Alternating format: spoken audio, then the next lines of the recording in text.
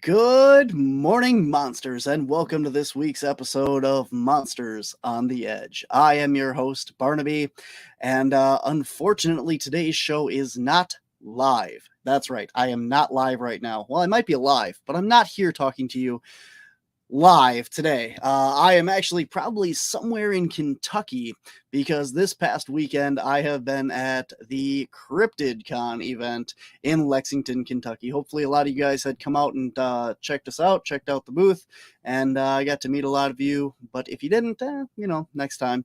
There's always next year. So just a reminder, this episode is pre-recorded today so that you guys still get your weekly dose of the monsters on the edge. And as I was saying, guys, if you guys have not checked out Cryptids, Anomalies, and the Paranormal Society, you're missing out. Check it out.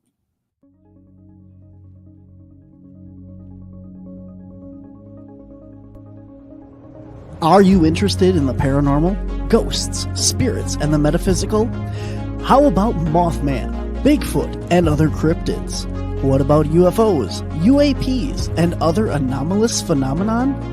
Then you need to check out Cryptids, Anomalies, and the Paranormal Society. We have all that and more. Watch our series, Caps Road Trip, where we travel across the U.S. in search of these phenomena and bring you not only the history of these locations, events, and encounters, but evidence that we capture along the way. Alongside our team of researchers and investigators, you never know who will be joining in on the investigations. Are you interested in Bigfoot in Upper Michigan? Check out Finding Huyton, a series documenting the Sasquatch activity on a very special 80-acre property just outside of Menominee that has been a hotspot since 2012. Want even more? Check out our podcasts. Whispers from the Dark is the official podcast of Cryptids, Anomalies, and the Paranormal Society and brings you interviews with the top names in the field of paranormal to cryptids and more. Hear witnesses' accounts and go in-depth with the CAPS team to hear more about our ongoing research. Are you more into cryptids? Find links to our all-cryptid show, Monsters on the Edge, on the Untold Radio Network. If you're into spooky, subscribe now and you won't miss a minute of our brand new series coming soon, Spirits of Macville. Follow along as we uncover the haunted history dating back to 1877 of a very well-known location you may have never guessed would be haunted. Head on over to YouTube and hit that subscribe button and you won't miss a minute. That's right, guys. We are still celebrating our 1,000 likes on YouTube. It's a huge milestone for us, and we're pretty excited for it. So, guys, if you guys have not headed on over, you can also check us out on Paraflix. We have an entire series over there on the Trail of Undiscovered Beasts. Season 1 is streaming live. Paraflix is an online streaming service like Netflix. That's all paranormal and cryptids. If you use promo code CAPS10, you get 10% off your first 3 months. And you can show your support for everything we do at Cryptids, Anomalies, and the Paranormal Society. Head on over to wisconsincaps.com and click on Shop Our Store. There you can find t-shirts, hoodies, sweatshirts, magnets, stickers, mugs, tote bags, and so much more, all with our logo on it. And you can wear it and show it and spread the word of Cryptids, Anomalies, and the Paranormal Society. While you're online, make sure you check out all of our social media platforms. We are Wisconsin Caps on Patreon, YouTube, Twitter, TikTok, and YouTube, and WI Caps on Instagram. As I said, today's show is pre-recorded. I am currently on my way home from CryptidCon in Lexington, Kentucky. But if you missed that, here's some other stuff where we're going to be. We are going to be in Milwaukee at Krampus Fest. This is in early December, and it's downtown Milwaukee. You can head on over to their website, check it out, and find out all about that. Or you can go to our Facebook page, Wisconsin Caps, and get more information there. And of course, guys, we are going to be at the Marinette Menominee Bigfoot and Paranormal Convention May 31st and June 1st at the Best Western Conference Center in Marinette, Wisconsin. Yeah, that's a lot of stuff. And if you guys want to show your support for the Untold Radio Network, here's how. Hey, Untold Radio Network fans. Want exclusive perks and to support our channel? Introducing our YouTube membership program with 3 amazing levels. Get loyalty badges that level up to different cryptids the longer you're a supporter. How cool is that? You'll also get access to custom Bigfoot emojis and priority in chat. Upgrade to Backstage Pass for exclusive wallpapers, photos, status updates, discounted books, and merchandise. Go all in with the producer level for everything mentioned plus member shoutouts. Ready for an enhanced experience? Join now, pick your membership level, and let's make this journey even more exciting together. Ooh, exciting together. That's right, ladies and gentlemen. Become a member of the Untold Radio Network.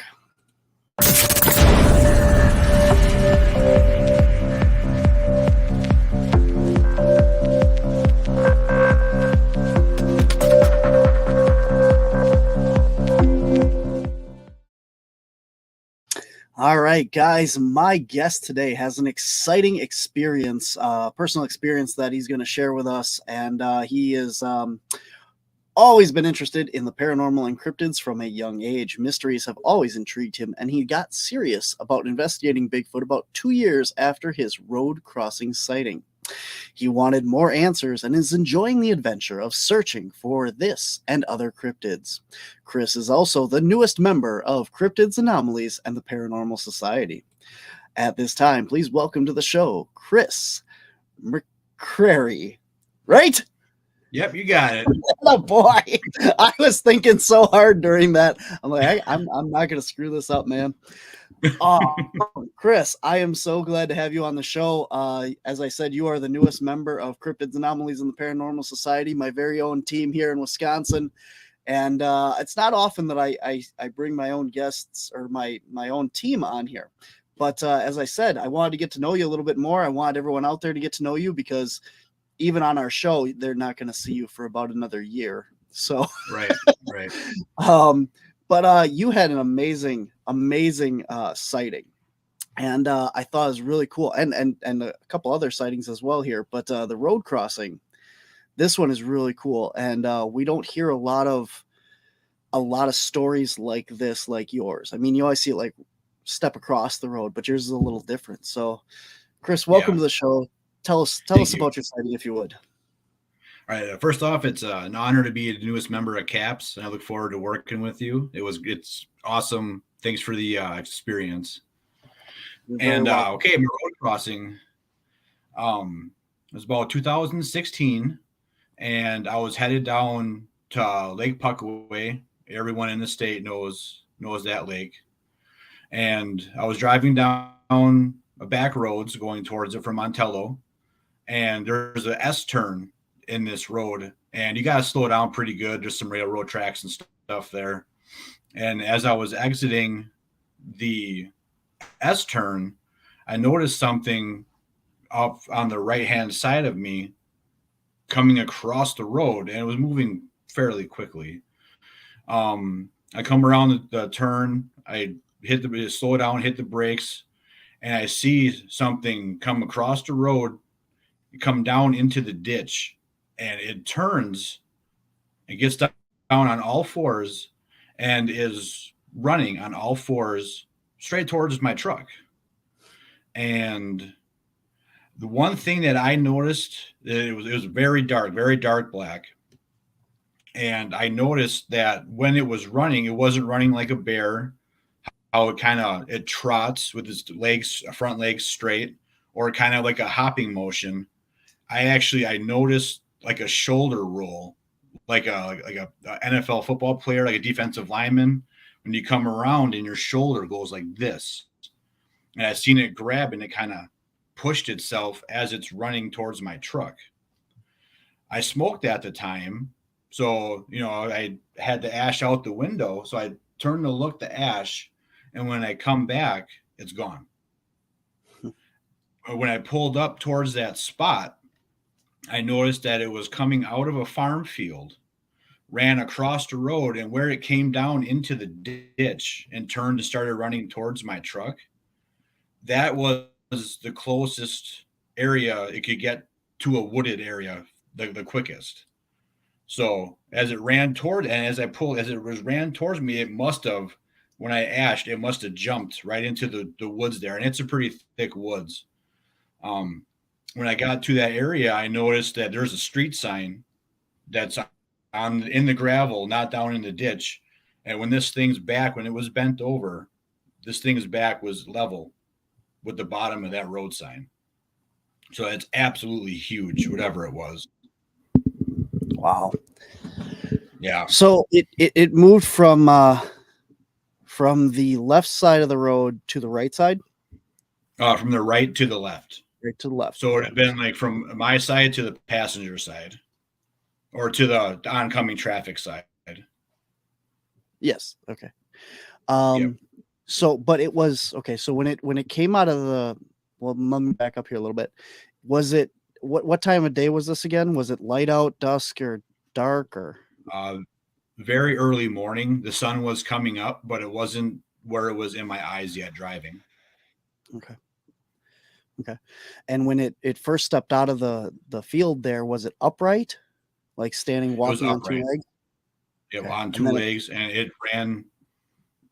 It only took 2 to 3 steps to get across that road.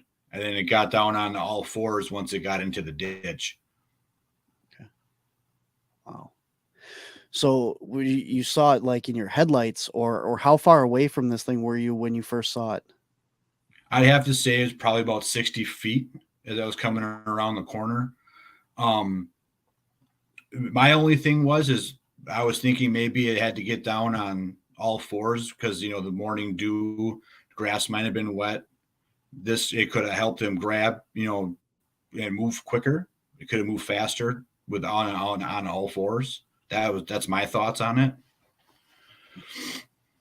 But whatever it was, it came across that road. It came out of that field and across the road and down into that ditch. And this whole thing, it was maybe only like 7 to 10 seconds long. As I'm just coming around that curve and going straight down the road. It was that quick. So you said it was up to the bottom of the sign when it was on all fours. Do you have any idea about how tall it was walking across the street? I know that the head of it was taller than the top of the sign. That's all I'm comfortable saying for a height wise. Because when it got down into the ditch, I saw it went behind the sign, and I saw the whole figure behind the sign as it stepped down into the ditch. Could you make out if it was a male or a female at all? I could not. Nope. It was just very dark black. I didn't see any face. When it was running, it had to have had its head down. Okay. And I just saw the only thing like I really honestly remember out of looking at it so quickly was just the definite shoulder roll and the arm coming up. And it came down and it grabbed, and it was very, very quick. It moved fast. So you said it ran like looking at the ground, you would say. Yeah. Kind of like it was like getting ready to like how a human would pull itself up. Like you kind of like put your head down the pull. That's what it kind of looked like it was doing when it stuck its hands in the ground. And it pulled itself forward. Very cool.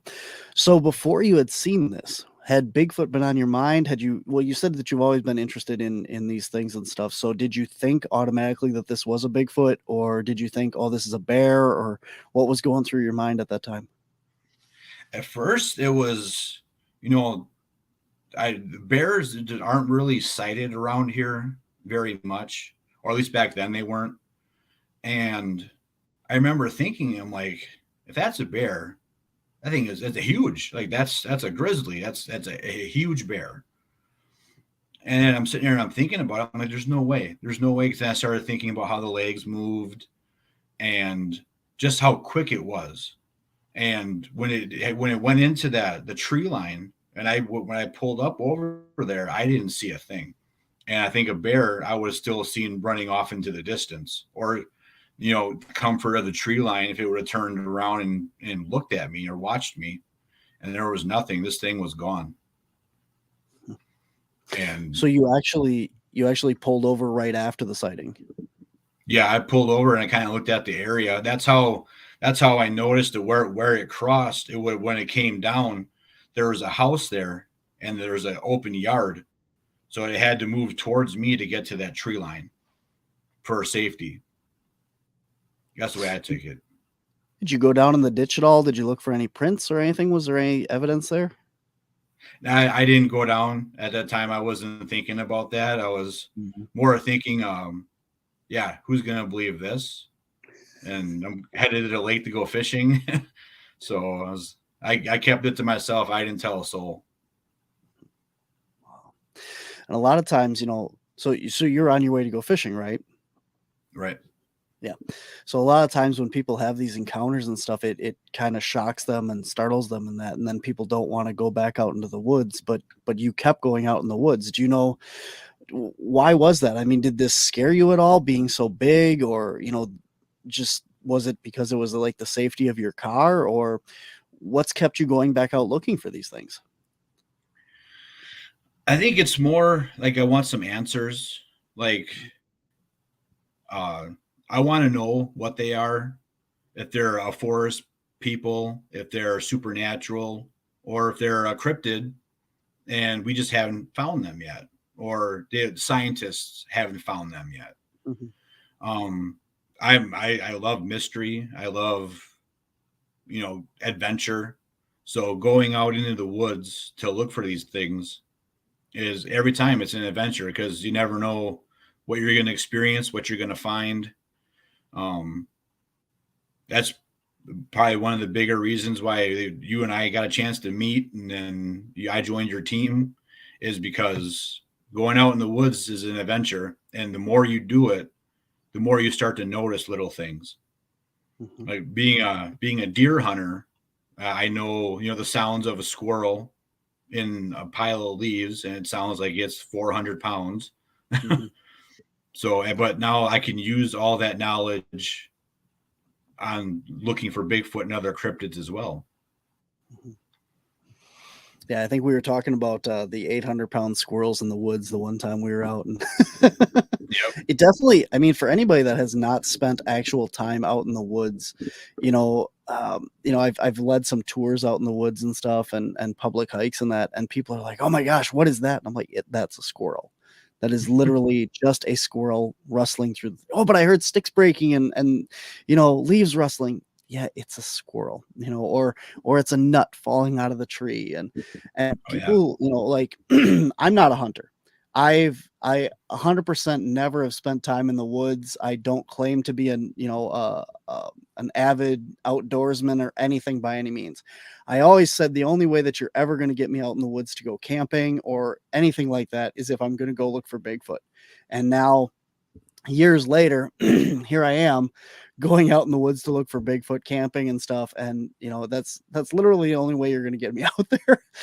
But spending all this time in the woods, you know, it's even for somebody like me that doesn't know a lot of the woods sounds and stuff, I still don't jump to those conclusions, because I want to see what it is. If there's something rustling, I'm always going to go towards it. And, you know, luckily for me, I have thermal imaging and stuff like that I can look for that. And sometimes it's a mouse, sometimes it's a squirrel or a porcupine, or, you know, what have you. And hopefully it's not skunk. But, you know, you need to follow that. And if you don't know what it is, because if you hear a noise and you go and follow it and you see what's making that noise, you know, for next time. And if you just stay there and go, well, what's that noise? I don't know. It must be a Bigfoot. You're never going to learn. You're never going to know these things, and you're never going to experience that. I mean, one of the last times that we were just out together, we heard this like weird screaming sound and a whistling. Yep. And we were talking about how it sounded like a bird of prey of some sort, which obviously will be clear. It didn't sound like a Bigfoot. The whistling kind of did. And that's what we were kind of interested in. It was a very human whistle coming back to us. And we followed this, and we ended up getting close to it, and it was a barn owl. Mm-hmm.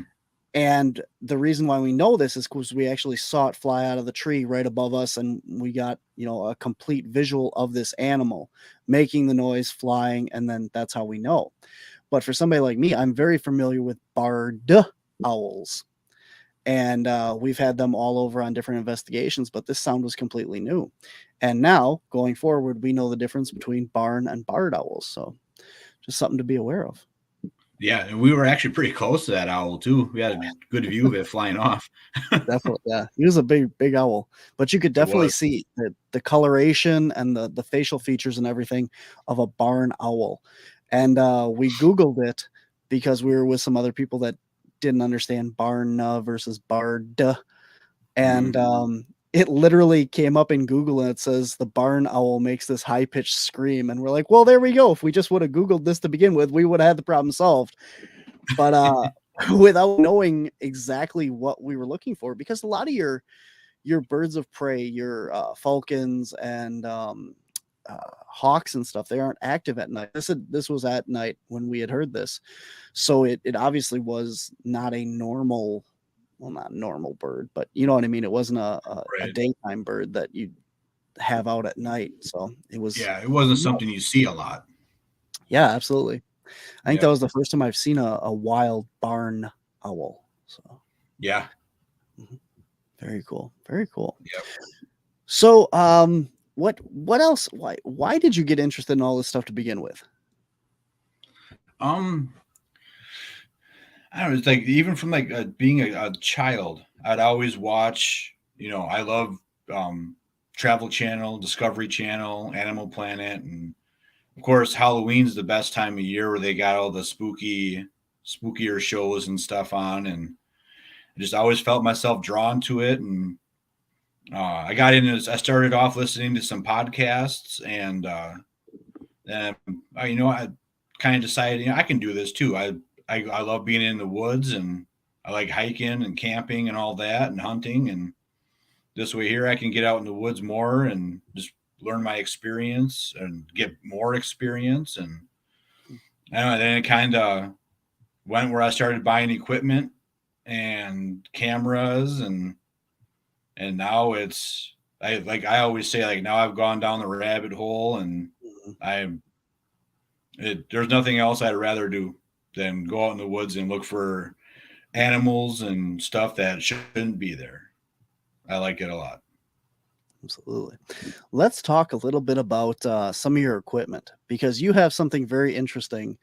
Your camera that you use, Yes, obviously anybody that's watched our show, my show Caps and stuff, we all have the GoPros on our chest or our shoulder or head or stuff like that. But you have a like a police camera, right? Like a body camera. Police body camera. And where do you keep that? I keep that on my backpack, facing behind me. I've been doing that ever since I started working out in the field. My logic is a lot of people say that these animals and cryptids, and they're curious of what we're doing, why we're out there. And I always figured if I'm walking down a path or through a woods, it's not going to be in front of me. It's going to wait for me to walk by, and then it's going to stick its head out, and trying to see what I'm doing, why I'm there, what's in my backpack, whatever this thing wants to learn, and I personally, I think it's within a year of doing it, I think it's already paid off. I've sent you some pictures and that I've gotten off of it, and a very local area. It's an area I've worked for about a year now, and I started going there when a second area that I work. I've been working that one for 2 years now, and this area where I caught the footage is very close to home, so I can hit it on my way home from work if I wanted. Awesome. So let's talk about that. Where have you been researching, but tell us a little bit about the area, the type of terrain and stuff that you're working, and some of the stuff that you've collected out there. Okay. Two of the two areas are actually pretty different from one another. One's marsh, and there's a trout stream in it, and and then thick woods. So it's kind of all your dots in a row where you need like your food, water, shelter, any like survival type thing that's what an animal would need. It's all right there. It's pretty thick. There's not a lot of people or go there unless it's like opening day of fishing or opening day of hunting. Other than that, it's secluded area. It's a very big area. Out there is I have usually about 3 gifting sites set up. And every time I go out, I use marbles and I use licorice. And something to me has always, said, do something with the number 3. So I put 3 marbles out, 3 pieces of licorice at 3 different sites. And every time I have gone back to those sites, the marbles and the licorice have been gone. And one of the areas I put the stuff, it's not like it can just, you get hit by a branch in the wind and fall off. It's inside a fallen log where, I actually have to stick my arm inside this log to place the licorice and the marbles into it. And every time it's gone. Doesn't matter what color marble it is. Doesn't matter. So far it hasn't mattered the flavor of the licorice. They're not picky, I don't think. But yeah, every time it's been gone. The second area I work is mostly woods and tamarack. There is an area that you can't really walk to. It gets pretty kind of marshy. Even after a small rain, it's pretty wet. You can't really walk back to it, but there is a river back there, really windy and bendy river. You could probably get back there in a small boat or a kayak. I have not done that yet, but there's the same thing with the licorice and the marbles. And after about a year of doing it there was actually a small piece of white pottery left in one of the areas that I put the gifting sites out. It's the only thing I've ever gotten. It's the only time I've ever gone there and actually seen something sitting there that I did not put there. It's only about like this big or so. I don't have it with me to hold up to the camera, but it's neat. I mean, it kind of when you hold on to it, it kind of feels like it would fit over your finger, and you could sit and you could kind of rub it, and it's really smooth. It's holding it. That's the impression that I got, is that you could hold on to it kind of and just kind of play with it. Very interesting. We are going to take a really quick break here for station identification, and this is where we would usually come back and take some comments and questions. But as I said, we are not live today. We are live right here in studio, but we are not coming to you live. We are coming to you pre-recorded because, as I said, I'm down in Kentucky looking for Bigfoot and coming home from CryptidCon. So we'll be right back after this quick message. Show your support for the Untold Radio Network family of shows and join in on the conversation by using super stickers and super chats on YouTube. Got a question you want answered? Ask it live via a super chat and get real-time responses from our show's knowledgeable hosts and guests. Help keep the Untold Radio Network shows running strong. We need your support. Send your super chats and stickers now. Awesome. Welcome back. We are here, not live, pre-recorded with Chris, the newest member of Cryptids, Anomalies, and the Paranormal Society, my own team right here in Wisconsin. And Chris is just telling us about some of his experiences out in the woods with his own area with gifting and marbles. So, I mean, licorice, we're talking about that, like putting this out there in your gifting areas. And obviously, raccoons, squirrels, anything can come and take that. But when you're talking about these marbles and stuff, definitely there are animals that will take that. But after time of doing this, how many times? I know you said you'd gone through several bags of marbles. How many times have you done this? I would say over the past 2 years, I would say maybe I'm out there twice a month, putting new marbles out and putting new licorice out, and of course, every time I put the licorice and the marbles out, I do what Bobo would do, and I'd take a piece, I eat it, and let everyone know that it's food, you can eat it, it's safe. And I walk through the woods and I eat my Twizzler, and And yeah, every time I put it out there within, I'll let it sit 2 weeks and I come back, everything is gone. I put the marbles and the Twizzlers back out and kind of just repeats itself over time. Wow. And every time they're gone. Have you ever found any marbles back, like say on your car or at your house or anything like? Because this is right by your house, you said, right? Yeah, as the crow flies, probably 2 miles. Wow. Yeah. So definitely, I would say out of like personal experience and stuff, whatever's out there is probably at both locations. Probably dealing with the same creature at both locations, and it's possible that it could make its way to your house as well. So it's a lot of these times. I actually have where is it? I have, for those of you who've watched, I had Ronnie LeBlanc on my show, and he's a big advocate of the marbles and stuff, and he says that they apparate, they appear when you ask for them. And I think I've told you this story already, that the day that I scheduled Ronnie LeBlanc from Expedition Bigfoot on my show, I came down my living room stairs and stepped on something hard on the floor, and there was this blue, it's really hard to see in the camera, but there's this blue swirly marble here. Now, why the heck there's this random marble in my living room, I have no idea. So it's just interesting that these synchronicities, and this is when you get into the weird paranormal stuff like that. So if you haven't had something happen already, I would definitely keep an eye around your house for random marbles that show up or things like that. But have you ever had anything like that happen? I've never had anything on my truck or on my car or anything like that. The closest thing that I could say of something happening after after I've been to the area and I've come home was that light about 100 or so feet up in a tree. And I watched it flicker. It was like a white LED, like Christmas light. Like it was bright. I watched it. I could, with my phone, I have an old phone, and the video isn't all that impressive, but looking at it, in person and through my binoculars, is very, very bright white light.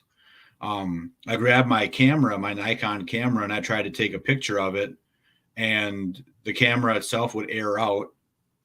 I would turn it away from the light I saw on the tree, and I would snap a picture of my garage, and it worked just fine. Take the camera back, zoom in on it, try to get a still photo, and camera would air out, wouldn't let me take the picture. I tried that about 3 or 4 times, and I got about 4 pictures of my garage every time I panned back to my garage. Every time I turned up to the tree in my yard, it wouldn't let me take the picture.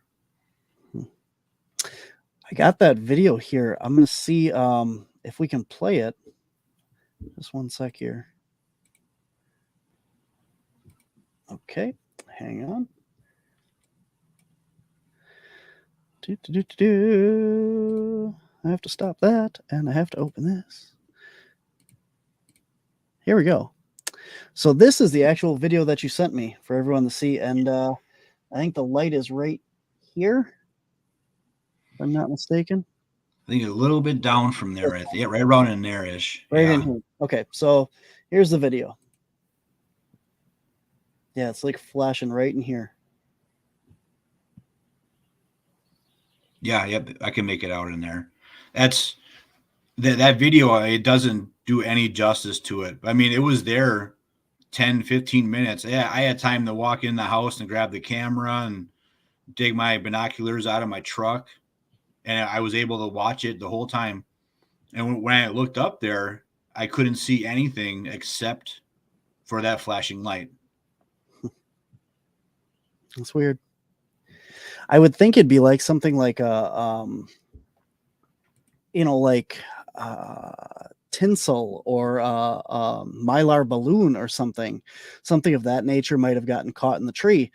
But for you not to notice at any other time, and then with the other weird stuff going on with the, not being able to take a picture of it and so on and so forth, it's just a very weird occurrence. Yeah. And it was a few months ago.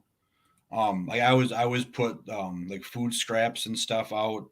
I just throw it out. I live out in the country, so I would just throw it out in the front yard and let the critters and animals take it. There was a while there where I wasn't doing that, and it was about 2:30, 3 o'clock in the morning or so. I went to bed, and as I was starting to fall asleep, it sounded like something punched the side of my house right by my window in the my bedroom there, and it was loud. I mean, I shot up out of bed and I'm like, what was that? And I'm thinking, well, I'm going to get up and look. And in my mind, in my brain, something was telling me, don't look out the window. Just lay down and go back to sleep. And that's what I did. And surprisingly, I was able to fall asleep. And I always had trouble falling asleep, but that night I fell right to sleep. You hear that a lot, like in these encounters and stuff.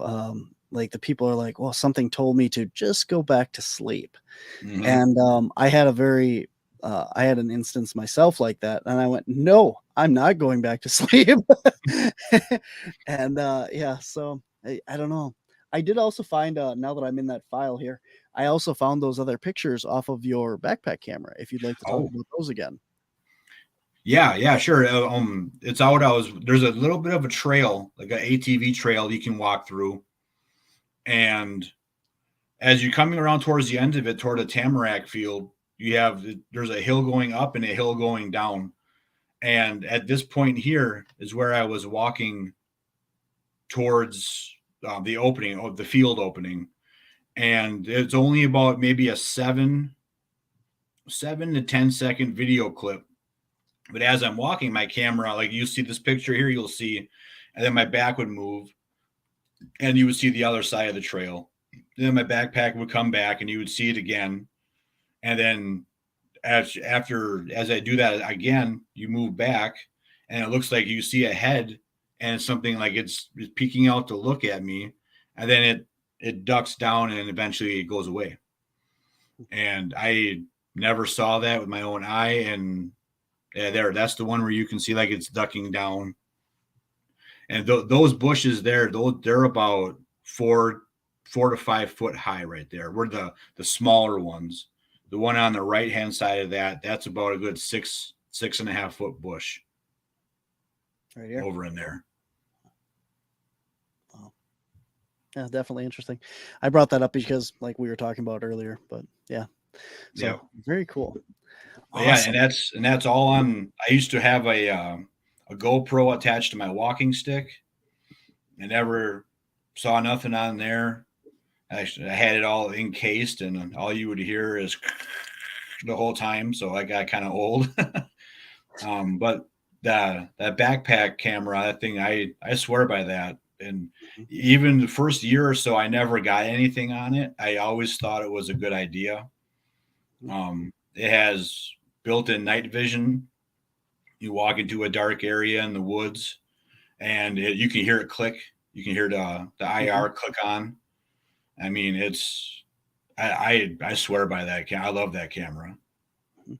That's very funny because we've thought about doing that before with caps, having dual facing cameras forward and backwards, like on the shoulder or something. And I never think of it when we're out there and stuff. And we actually had a conversation a couple days ago about that. And then this past week, for now, I'm sure the season is over and stuff, but this past week's episode of Expedition Bigfoot, Ronnie LeBlanc comes up with his amazing idea to put rear-facing cameras on their helmet. And I'm like, we were just talking about that. So I think it's very interesting that, they were keen on that idea as well. But it was just another weird synchronicity that we had just been talking about. And now here it comes and pops up on the show that, is out there looking for Bigfoot as well. So it's definitely a good idea, especially if you have the time to sit and go through all that footage. Yeah. Because, I mean, that's the killer part of it. Yeah. It's, if you're out walking for 5 hours, you have 5 hours of footage to go through. I know that feeling, and it's hard enough just to go through the forward-facing stuff for me, for all of our stuff. Awesome, man. Well, there's a lot of other weird stuff going on out in your area. And you had told me about another story, not Bigfoot, of something that had happened in your area with a coworker. Do you want to talk a little bit about that? I sure can. At this time, we worked till 1 o'clock in the morning, and she was on her way home. She was driving home, and she got just south of Montello. This is what she lives out on. I think that's 22 or 23 out there, Highway 22, 23. And she was driving to her home, and she noticed something in her headlights walking in the middle of the road. It was pale white, walking very slowly. She slowed down. She kept it in the headlights for a good amount of time. She said that the way it looked, she said it was tall, but the way it looked like when it was walking like it was in pain. And the next day, we were at work again, and she was talking to me about it and telling me about it. And to me, that sounded like a Wendigo. And in that area, not far from there, you have like the John Muir Wildlife Area. There's Observatory Hill, where there's always been stories of UFOs and weird creatures up in that neck of the woods over there. And that's the direction it was walking. She said it was walking from left to right. So that would have been, with her driving south, it would have been walking from east to west. And from her area west, there is that Observation Hill and the John Muir Natural Area. And she said it was very tall, very skinny. And it actually kind of reflected back to her the whiteness of it. No hair. And she said it walked like it was in pain. And it was on two legs, just like how you and I walk. Any other descriptors? Like, did it look like a human? Did it look like a bear? Did it look like, Bigfoot? What did it look like? She said it looked like a very tall man, bald, no hair, wasn't wearing any clothing, solid white. She couldn't see through it, so it was there. There was something like she couldn't see through it with her headlights, so there was definitely something. So what happened? Did it walk off the road? Did she turn around? How did the encounter end? As it got closer to the shoulder of the road, she swerved around it and took off. Didn't want nothing to do with it. Wow. So that would have been from where I work, about maybe 15-minute drive. We got out of there at 1, so maybe you're looking at like 1:15, 1:20 in the morning. So whereabouts, as far like mileage away, would it be from where you had your encounter and your area and stuff? That's very close, isn't it? Yeah. As from my road crossing sighting, that's maybe 10, 15-minute drive from where I had that, just the opposite side of Montello, where you'd come down the Highway C, and then this would be, I think it's Highway 23 south. I think that's the road that it happened on. So as the crow flies, you're looking at maybe 10, 13 miles maybe away. Same wildlife area you're looking at, because where Lake Puckaway is, that goes into the Grand River Marsh area, and that takes up all the way up by Highway B over by Observatory Hill. That's all the same area. It's all wild and open. Yeah, Wisconsin is definitely a weird place, man. Yeah. There's all kinds of stuff out here. But yeah, that's definitely, like a lot of people describe them like these pale crawlers or the rake type creature. And for a lot of people that are out there, talking about these Wendigos and stuff, they're not the creatures that you're envisioning with the antlers and the deer heads and stuff. That is more of a modern definition of these creatures. But a lot of the descriptions, I mean, they were an emaciated human that is a cannibal creature, and that's pretty much what you're describing there. These pale skin and bones creatures out there, and I don't know what to make of it. I don't know. I mean, there's so much more out in the world that we just don't understand. And you go all the way back in Native American history. They've talked about the Wendigo. They've talked about the Bigfoot, the Sasquatch. They've talked about all of that, and that's beyond us. That's Native American stories, and I believe in that 100%. I believe their traditions they pass down, they're important, and there's definitely a reason they continue to pass them down. And yeah, so I'm a big believer in that. I always say you got to go with the indigenous people, because no matter where you are around the world, you know, Africa or South America, or, you know, up in the Himalayas and stuff, the people that live there and, you know, live off the land, and we're here before all the modern technology and stuff like that. These people rely on their sight, their sound, their instincts to survive.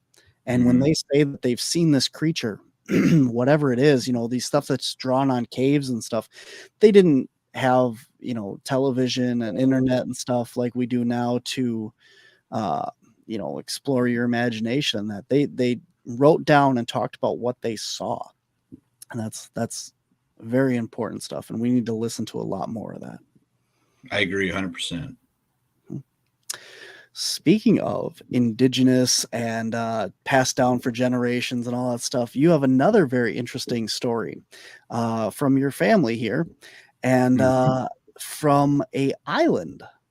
Yes, and, I love this stuff. I had another guest on a while ago, and we talked all about different creatures from there, and I can't wait. Go ahead. I'm as excited to hear this story as everyone else. For those of you that people that watch that don't know, my wife Sarah is a Filipino. She's from the island of Cebu. She's there right now, getting some stuff ready to be making a permanent trip back home soon, hopefully sometime next year. And this story is from her cousin Sheena, who is 19 years old at right now. But this story happened when she was an infant.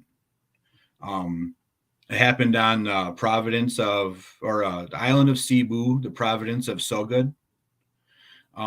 It's kind of a poor area of the Philippines. A lot of the houses don't have running water, electricity. You have windows with no screens, and, you know, a shower curtain door type stuff. And there was one night they were sitting there. It was a very dark night, no street lights in the Philippines out there. And they had something or someone was pacing outside the house, and they could see someone off in the distance walking around, looked like a human. And the next morning, this older woman walked up to the house and was asking Sheena's mother what type of lamp that they purchased for the house. And her mother looked at her and we don't, no lamp. There's no electricity in the house. And they sat down and they were thinking about it. In Philippine folklore, there's a creature called the aswang, which is known for eating human babies. And they were thinking about it. And from where the front door of the house was, Sheena was laying there in her crib, and they had a Bible next to the crib. And the light that this creature was seeing was the Bible protecting Sheena as an infant from this evil creature. That was the only thing that it could have been, because they had no electricity, they had no lamps, no lanterns. When it was dark, it was time to sleep. And the light was shining bright out the front door, and it kept this creature away from Sheena, who was only, a couple months old at the time. So the Bible's the light that this creature saw and stayed away from the home.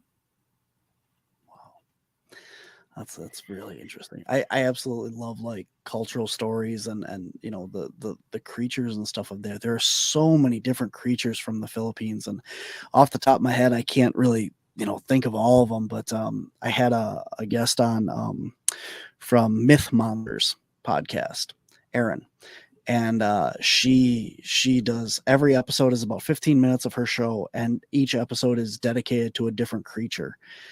From mythology and folklore and stuff like that. And she gives evidence, descriptions. It's a really great show. Myth Monsters podcast. Check it out. She's I can't remember now. She's Irish or Scottish. I'm so sorry, Aaron. But I can't think. Irish, not Scottish. You're not Scottish, you're Irish. Anyway, but her show is really great. And she was on my show, and we talked all about that on my other show before this one. But Aswang. Yeah. Aswang. Yeah. There's another one that Sarah's sister talks about a lot called a duende. And I guess she's seen them a few times. And it's always at night when they're walking on a path. And Sarah would always tell me that all of a sudden her sister Kathy would just tell her to start running. And then when they would stop running and they get to the house, she would say she saw a duende in the tree or along the path or whatever. But yeah, go ahead. What is a duende? I am not 100% sure. I think it's like a small creature. Like we would call it like a troll. Okay. I think. They're just small humanoid. I think. It was enough for them to, they get scared and run away. So,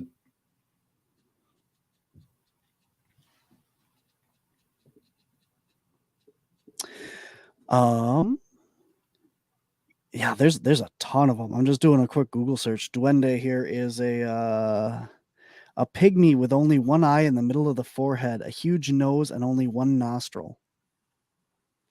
Wow. There is also a creature. I'm trying to figure out what its name is, but it's really cool. It's one of my favorite Filipino creatures. It is a Bigfoot type creature, and it sits up in trees and it smokes a cigar. And it's just a really weird, so much different culture and stuff. And they're very nice. It's like good luck to have them on your property, and they latch on to certain families and protect them and stuff. And it's not showing up on here, but I can't think of what it's called. But yeah, I'll have to ask Sarah about that.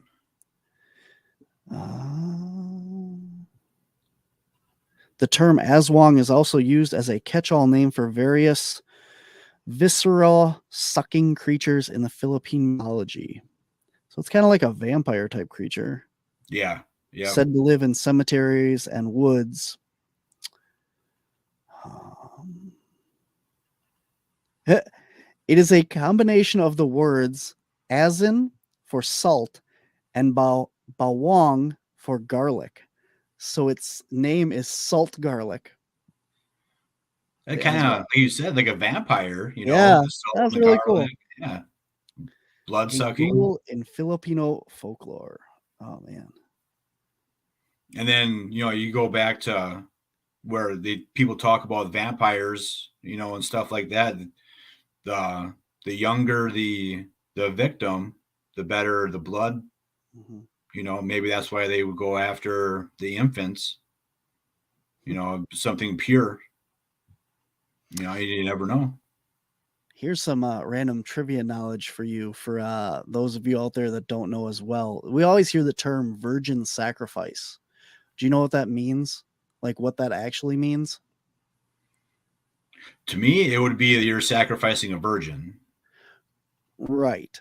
So that is somebody who has not had intercourse, right? Yes. That would be a virgin. That's incorrect. A virgin sacrifice is actually blood from someone whose blood has not been used in a prior sacrifice. Really?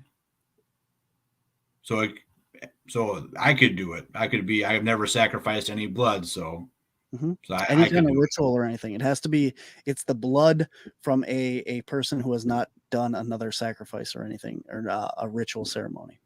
Okay. Well, it does make sense. Yeah. So I guess, depending on what ritual you want to do, it could mean either or, but Right. but for the most part, it's a verb sacrifice is in reference to the blood and not the person itself. So yeah, That's good to know. Put that in the old bank. So there's still hope for some of us. Right. We can still be sacrificed to a volcano. Yes. Hey, speaking of volcanoes, the volcano that's on the island, I think it's on an island of Manila, down in the Philippines. There are a lot of UFO reports from that island around that volcano. And Sarah talks about the UFOs and by the volcanoes all the time. And that's just more, it's not one of those things where they see them and it's weird. It's just, oh yeah, they're there. Like they just go on with their daily life. They know they're there. So it's not like here, you see a UFO going around, a mountain range or something and everyone freaks out. Down there, it's, oh yeah, yep, they're there. And they can go on with their day. She definitely sounds like somebody that we're going to have on the show to talk all about this sometime. Oh, she might be a little scared, but there's nothing to be scared about. Nobody watches this show. No, it's not. Absolutely no. But yeah, absolutely. I think she'd be a great guest as well as you've been today. So awesome.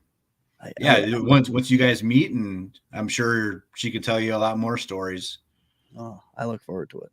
I love, like I said, listen to Friends podcast and all the Filipino creatures and that. And as well as, some of the listeners and fans of Caps know that Derek, our team member, is also Filipino and his father is from the Philippines. And I know Derek has gone down, I believe he's gone down to the Philippines and spent some time down there and with his father and that. So definitely. So. Oh yeah. Beautiful country.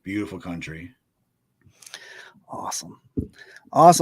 Well, we are at the end of today's show. It has been a great show today. And as I said, today's show was pre-recorded because I am coming back from CryptidCon, hopefully, unless I died on the way down there. In that case, you'll be lucky to see this show. And this is the last time you'll ever see me. So there you go. Enjoy. Hope you had fun today. But yeah. So Chris, welcome to the Caps team again. Welcome. Thank you so much for being on the show. And I look forward to investigating and working with you a lot in the future. Thank you very much. And I am so blessed to have the opportunity to be part of your team. And I'm looking forward to investigations and adventures down the road from here. Absolutely. Thank you so much, Chris. Thank you. All right, guys, that is the end of today's show. I want to tell you next week, I don't have a guest scheduled next week yet as of filming this. So it'll be a surprise for you. And 2 weeks out, we have Anita Collier is going to be on the show. So I don't know who's on next week, but 2 weeks, Anita Collier will be on. So you got that to look forward to. And that's it for that. So until next time, guys, thanks for watching. Thanks for being a member of the Untold Radio Network and all your support for Cryptids, Anomalies, and the Paranormal Society. Until next time, guys, I'll see you on the edge.